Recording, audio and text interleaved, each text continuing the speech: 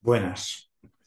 El Grupo Internacional de Exploración Pedagógica que estoy proponiendo da respuesta a diferentes problemáticas que se dan actualmente en el aula.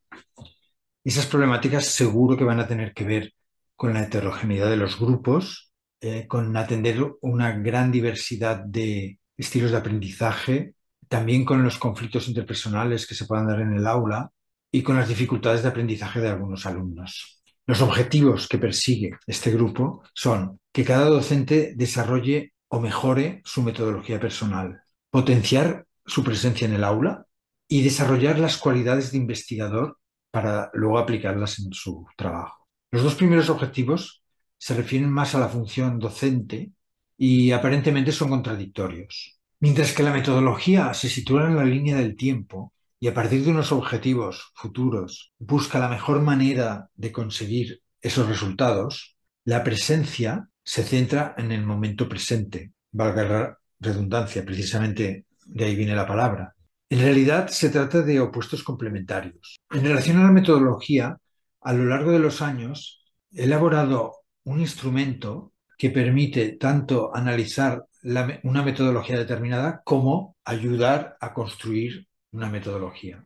A posteriori me di cuenta de que ese instrumento que utilizaba yo en mi trabajo con los grupos y que también compartía en las formaciones se basaba en el estructuralismo. Bien, ¿qué nos interesa del estructuralismo? Se basa en la idea de que los contenidos que transmitimos tienen una estructura interna, pero los conocimientos, la forma de pensar de los alumnos también tiene una estructura. Entonces se trata de que esas dos estructuras dialoguen para enriquecerse mutuamente. Se enriquece el alumno con su aprendizaje, se enriquece la teoría. Estos conceptos tienen su origen en el ámbito de la educación, en los trabajos de Piaget, Vygotsky, Brunner, que en los años 80 se habló mucho de ello y que luego de alguna manera se materializó en la ley, en la LOCSE en los años 90.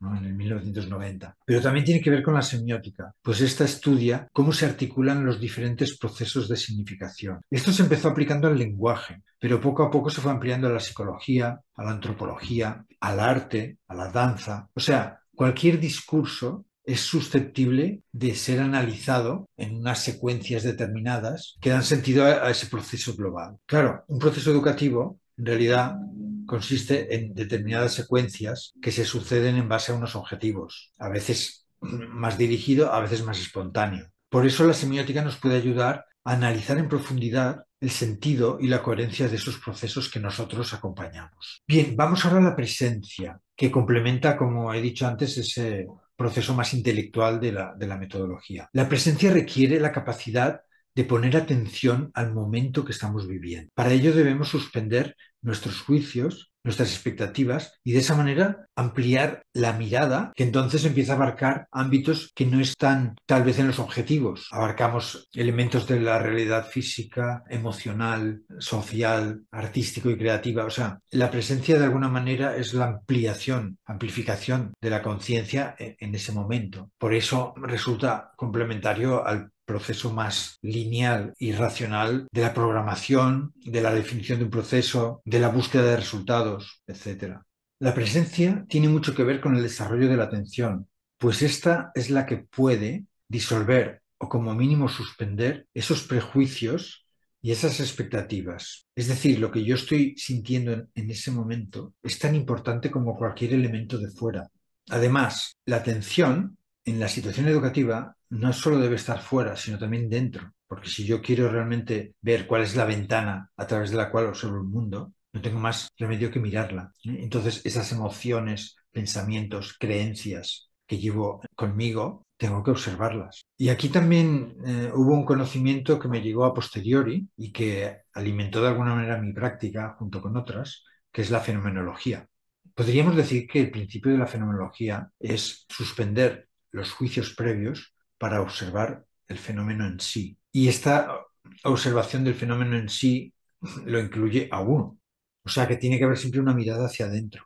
Entonces, ese suspender los juicios previos para observar el fenómeno en sí, como diría Husserl, es la actitud que propone la fenomenología y eso amplía nuestra mirada, nuestra percepción y nuestra creatividad. Y ahora quedaría el tercer objetivo, que es la capacidad de investigar. Y para ello, ¿qué mejor que un grupo con el que podamos compartir los problemas que tenemos en el aula, pensar entre todos posibles maneras de abordarlo, implementar esos recursos creados y luego reflexionar sobre ello para obtener un conocimiento teórico y práctico? Y eso es la investigación-acción. Es decir, que la forma de funcionar de este grupo se basa en el modelo de investigación-acción. Y os voy a leeros una definición de Antonio Latorre, refiriéndose a la educación.